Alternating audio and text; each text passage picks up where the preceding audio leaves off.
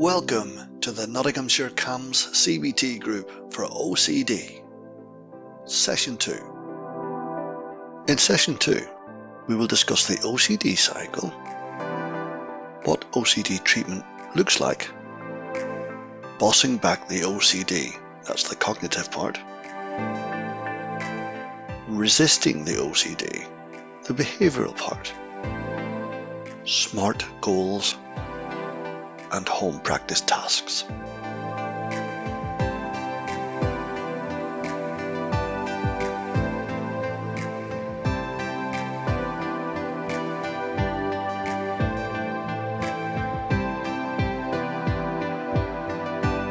Let's hear from some young people about their experiences of OCD and their treatment.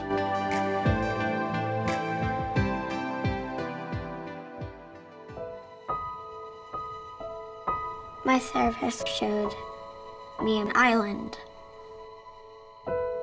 and my island was like invisible, and OCD's island was like the world. I just kept thinking like I'm crazy, no one knows what I'm going through.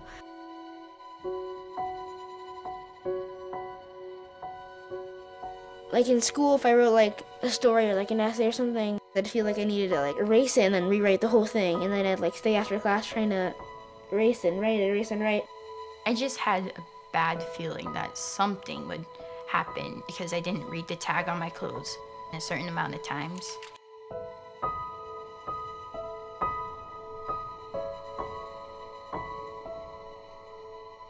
My parents didn't know it was OCD, so they thought it was just me being like disobedient.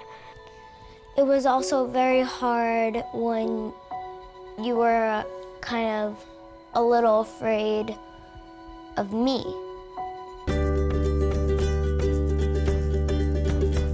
I kind of had a feeling we were going to see a psychologist. We did these things called hierarchies. You would list all the things that were giving you trouble. We would write them all down, and then we'd do different exposures for it. Watch video clips of superheroes, watch a movie with superhero, dress like a superhero, wear a Hulk mask. They had me write curse words in the Bible. Exposures are like challenges. Sometimes when I tell people I have OCD, they're like, oh, I have it too. In my house, I just like to have everything clean. I just look at them like, you don't understand. I can take a shower, I can wash my hands, I can read a book.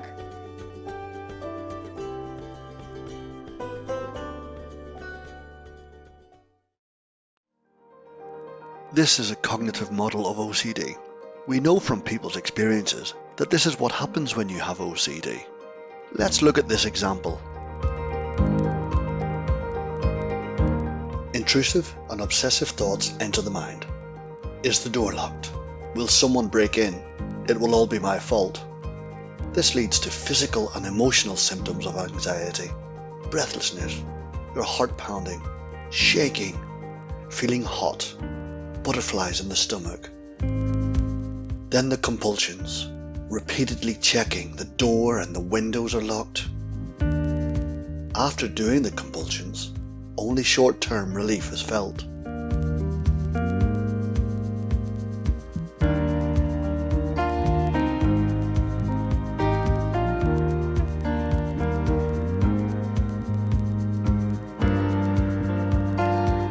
Because OCD always wants more.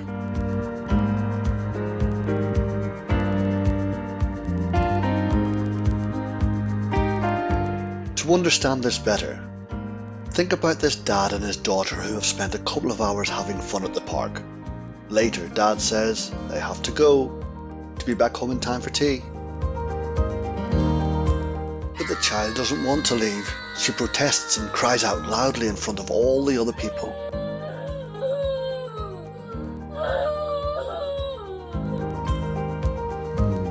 Dad becomes embarrassed as the child's demanding behaviour increases, and she's using all the tricks in the book, even making dodgy promises.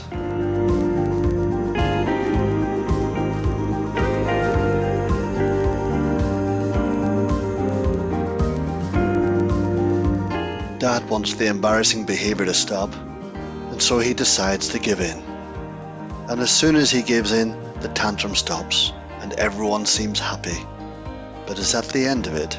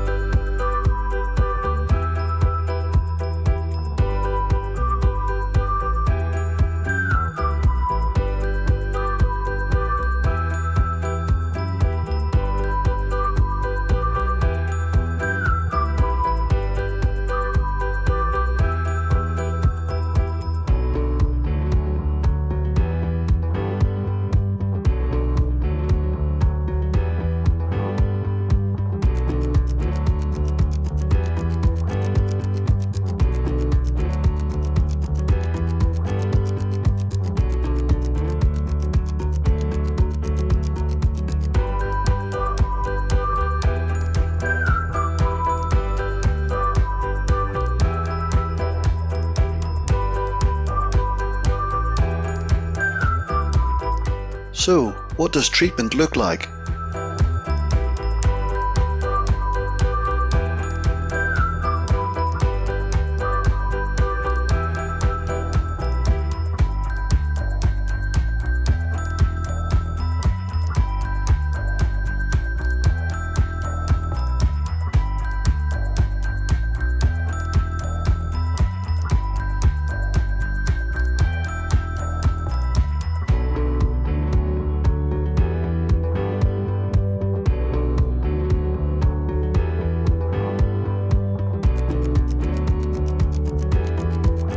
Remember, it's normal to have intrusive thoughts and images. Most people have them. The problem happens when OCD makes you believe they mean something. But imagine if you could treat OCD intrusive thoughts as if they were really boring and meaningless, and you could just let go of them. They would soon lose some power and reduce in frequency as you learn not to pay attention to them.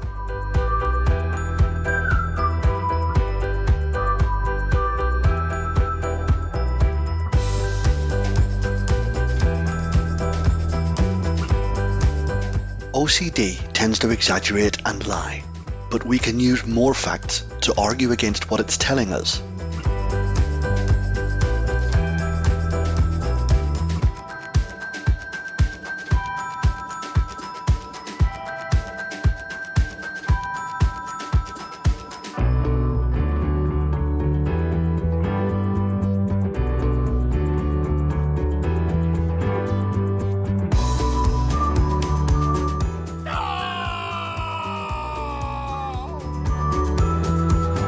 The next time OCD tries to tell you something, try using this technique. Write 2 columns, like in this example. In the first column, write down all the evidence that supports what OCD is saying. In the second column, write down all the evidence that doesn't support what OCD is saying. Imagine that you had an intrusive thought about stabbing your sister, and OCD made you believe that this meant you were going to do it.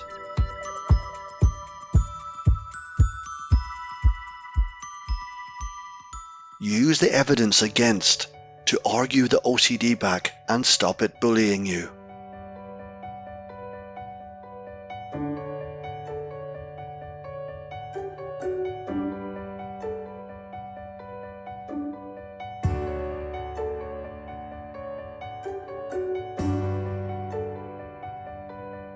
But what if OCD is tormenting you with horrible images that are so distressing it's really hard to let go of them? Another useful technique is to purposely mess around with the horrible images so that they become so ridiculous or comical that it becomes much easier to let them go. Remember the example of the intrusive thoughts someone had of stabbing their sister? Well, in that instance, it could be imagined that the sharp knife turns into a giant tickling feather that makes his sister howl with laughter and not hurting anyone. And what about the germs, for instance? turn the image of them into being minions having a silly party. It really doesn't matter how silly, ridiculous or unrealistic you make them. It's simply about making images less distressing, less important and easier to let go of.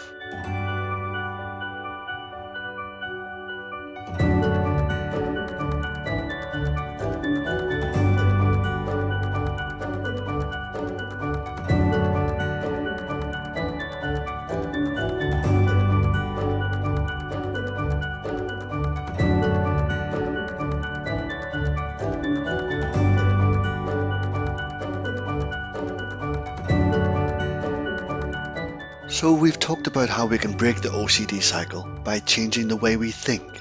That's the cognitive part of treatment for OCD. Now we're going to discuss the behavioural part and explore how we can start doing things differently to break the OCD cycle. ERP is the most effective part of treatment, but it is also the most difficult. That's why it's important to take one step at a time. We do this by creating and using fear ladders, or fear hierarchies. Creating a fear hierarchy simply means making a list of the situations that cause you anxiety at various levels of difficulty and trigger your obsessions. The OCD hierarchy worksheet helps you to create a list so that those situations can be tackled with increasing difficulty. Just like this example, write down all the situations that trigger your OCD obsessions and compulsions and rate them from 0 to 10, with 0 being the lowest level of distress and 10 being the highest level of distress.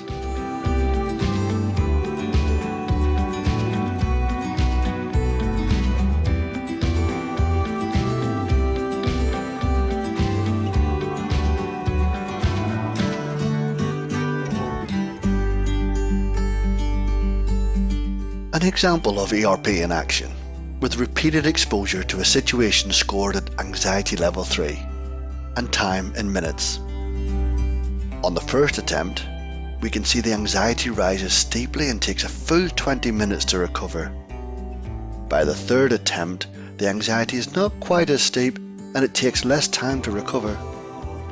By the sixth attempt, the steepness and anxiety level has significantly reduced, as has the recovery time. And by the 10th attempt, there is greatly reduced anxiety and recovery time. So now we know how to start breaking the OCD cycle. Next, it's important to think about how we'll know when you're doing it. Have a think about what you'd like to achieve from treatment. What has OCD stopped you doing? How has it robbed you doing the things you want to do?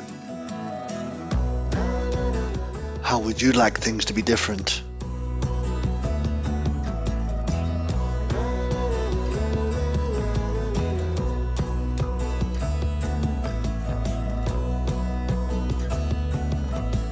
No one expects your OCD and anxiety difficulties to have disappeared by the time the group finishes. Remember, you are working towards your ultimate goals. You will need to identify your SMART goals, goals that will need to be specific. So instead of saying your goal is to stop feeling anxious or to beat my OCD, be more specific by thinking about what happens or doesn't happen in your life because of OCD. Like this example.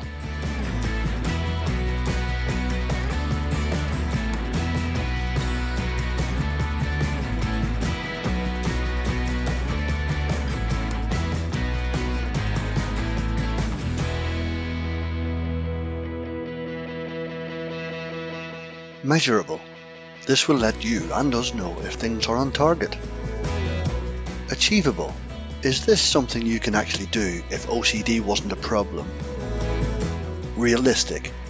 Don't make unrealistic miracle goals. Consider the time you have with this group and what would be realistic by the time it finishes. Time limited. Achieving the level of goals by the time the group work is completed.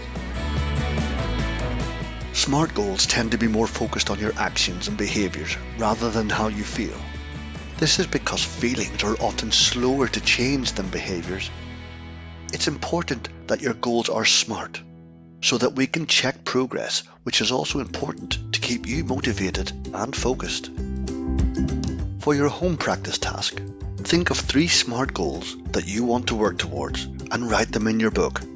We'll talk about these in the group chat. Don't forget to write down any questions you have after watching this video. Remember, if you're thinking of the question, you can bet somebody else is. We'll see you soon.